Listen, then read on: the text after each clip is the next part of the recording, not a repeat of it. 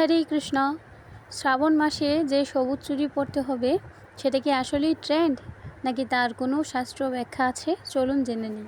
এই সবুজ চুড়ি এসেছিল মূলত পার্বতী দেবী যখন শিবের জন্য তপস্যা করছিল এবং এই তপস্যার মাধ্যমে এক নতুন রূপ ধারণ করেছিলেন। তিনি তার সারা শরীর সবুজ রূপ ধারণ করেছিলেন, অর্থাৎ তার দেহ পুরোটাই সবুজ বর্ণ ধারণ করেছিল এবং তখন তিনি সবুজ রূপকে আশীর্বাদ রূপে প্রদান করেছিলেন এবং সেখান থেকে সে অনুষ্ঠানের নাম ছিল হরিয়ালালি তেজ এবং সেখান থেকেই এই সবুজ চুড়ির উৎপত্তি হয়েছে এবং তখন থেকেই শিব পার্বতীর আরাধনায় বা শিব পার্বতীর পূজায় এই সবুজ চুড়িকে তার আশীর্বাদ স্বরূপ বা প্রতীকী স্বরূপ ধরা হয়।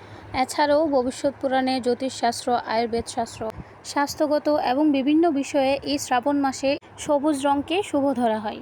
সেই কারণেই বিশেষ করে নারীদেরকে সবুজ রঙের শাড়ি বা চুড়ি পরিধান করার জন্য বলা হয়ে থাকে। এছাড়াও সবুজ রঙের কোনো কিছু পরিধান করলে বা ব্যবহার করলে সেটা আপনার জন্য মঙ্গলদায়ক হয়ে থাকে।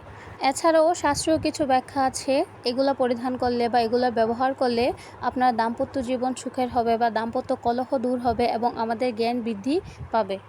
এমনকি আমাদের আয়ুর্বেদ শাস্ত্র অনুযায়ী বলা হয়ে থাকে আমাদের পিত্তশক্তি বৃদ্ধি করে এবং অর্থাৎ ভারসাম্য রক্ষা করে।